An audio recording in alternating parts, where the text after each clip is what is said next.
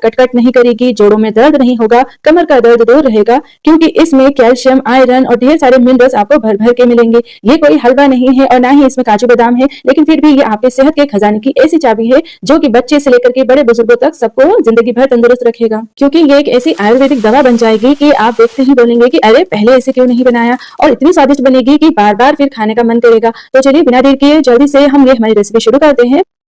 तो इसके लिए सबसे पहले हमें मखाना को पीसना है, जो कि हमारे इस बिना काजू बादाम के बनने वाली ताकतवर पेंट की पहली चीज है। ये फुल मखाना है, मैंने 3 कप लिया है। इसके बहुत सारे हेल्थ बेनिफिट्स होते हैं, इसलिए हमें इसे अपनी डाइट में जरूर से शामिल करना चाहिए। और इस पेंट के लिए मैं आपको इसके 2 और ऐसे ताकतवर साथी से मिलवाऊंगी। तो यहाँ पर बस आप देखो, पहले हमें ये मखानों को पीस कर पाउडर बना लेना है। अगर आप चाहें तो मखाना को पहले से रोस्ट करके भी ले सकते हैं, लेकिन आगे ये अच्छे से पक जाएंगे जब हम हमारे इस पेंट की भुनाई करेंगे। तो आप देखो, मैंने बस इसको अच्छे से पीस करके इस तरह से मखाना का पाउडर बना लिया है। अगर ये एकदम बारीक हो जाए तो बहुत अच्छा, और अगर इसमें छोटे बड़े इसके चंक्स रह जाएंगे तभी कोई दिक्कत की बात नहीं है। मैंने इसके यहाँ पर इस तरह से एक बोल में निकाल लिया है।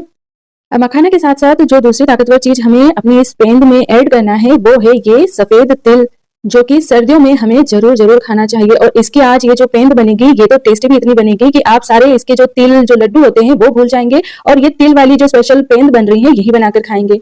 तो आप देखिए, मैंने यहाँ पर आधा कप सफेद तिल लिए हैं, जिनको कि हमें कढ़ाई में धीमी आंच पर भुनना है। तो थोड़ी ही देर में तिल को भूनने के दौरान ही जो इसके तिल के दाने होते हैं वो चट चट फूटने लगेंगे। आप सुनिए कुछ इस तरह से। इसका मतलब होता है कि जो तिल के दाने हैं वो लगभग भुन गए हैं। इससे ज्यादा अगर हम इसको भूनेंगे तो फिर जो तिल होते हैं वो जले जले से लगते हैं खाने में। तो आपको इतना ही, जैसे ही तिल चट चट करने लगे फिर भून करके निकाल देना है, और इनको हमें ठंडा कर लेना है। यहाँ पर तिल को ठंडा करने के बाद मखाना वाले मिक्सी के जार में ही डाल करके मैंने इसको पीस लिया है। और इसको पीसते टाइम हमें इसका एकदम फाइन पाउडर नहीं बनाना है, थोड़ा सा इसको हम दरदरा सा रखेंगे। अगर आप बादाम, काजू, पिस्ता ये सब महंगे ड्राई फ्रूट्स अपनी डाइट में नहीं ले सकते हैं तो ये सफेद तिल तो जरूर से लीजिएगा, क्योंकि ये बजट में ही आ जाते हैं। और अभी इस पाउडर को भी हम मखाना के पाउडर के साथ ही मिला करके रख लेंगे। तो हमारे इस ताकतवर पेंट को बनाने के लिए ये 2 चीजें इस तरह से हमने तैयार कर ली हैं। अब इसके लिए जो तीसरी चीज हमें चाहिए उसको हमें कैसे तैयार करना है वो आप ध्यान से देखिए।